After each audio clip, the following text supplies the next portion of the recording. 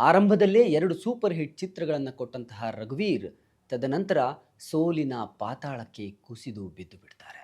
ರಘುವೀರ್ ಬದುಕು ಹೀಗೆ ಯಾಕಾಯ್ತು? ಅಂಬರೀಷ್ ಅವರ ಗತ್ತು, ಗೈರತ್ತು ಹತ್ತಿರದಿಂದ ಕಂಡಂತಹ ರಘುವೀರ್‌ಗೆ ತಾನೂ ಕೂಡ ಯಾಕೆ ನಟನಾಗಬಾರದು? ಹೀರೋ ಆಗಿ ಯಾಕೆ ಮಿಂಚಬಾರದು ಅನ್ನುವಂತಹ ಹಂಬಲ ಶುರುವಾಗುತ್ತೆ. ಚೈತ್ರದ ಪ್ರೇಮಾಂಜಲಿ ಸಿನಿಮಾ ಸೆಟ್ ಇರುತ್ತೆ. ಆ ಸಿನಿಮಾಗೆ ಕ್ಲಾಪ್ ಮಾಡೋದು ರೆಬೆಲ್ ಸ್ಟಾರ್ ಅಂಬರೀಷ್. ಕ್ಯಾಮರಾ ಚಾಲನೆ ಮಾಡೋದು hat-trick hero Shivaraj Kumar. Cinema ಶುರುವಾದಾಗ ಗಾಂಧಿನಗರದಲ್ಲಿ ಎಲ್ಲರೂ ಗುಸುಗುಸು ಅಂತ ಮಾತನಾಡಿಕೊಂಡ್ರು. ಇವನು ಹೀರೋ ಮುಖಾನ ಅಂತ ಆಡಿಕೊಳ್ಳೋದಕ್ಕೆ ಶುರು ಮಾಡ್ತಾರೆ.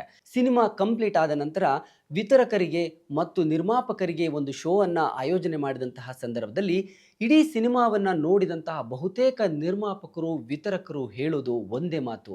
ಇಡೀ ಸಿನಿಮಾದ ಮೈನಸ್ ಪಾಯಿಂಟ್ ಅಂದ್ರೆ ಚಿತ್ರದ ನಾಯಕ ರಘುವೀರ್. ಮೂರನೇ ಸಿನಿಮಾಗೆ ಕೈ ಹಾಕ್ತಾರೆ. ಆ ಸಿನಿಮಾದ ಹೆಸರು ಶೃಂಗಾರ ಕಾವ್ಯ. ಸಿನಿಮಾವನ್ನ ನಿರ್ದೇಶನ ಮಾಡಿದ್ದು ಎಸ್ ಮಹೇಂದರ್ ಅವರು.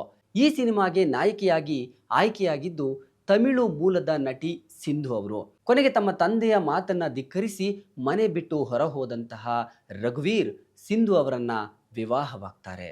ಅಲ್ಲಿಂದಲೇ ರಘುವೀರ್ ಅವರ ಅಧಪತನ ಶುರುವಾಗಿದ್ದು.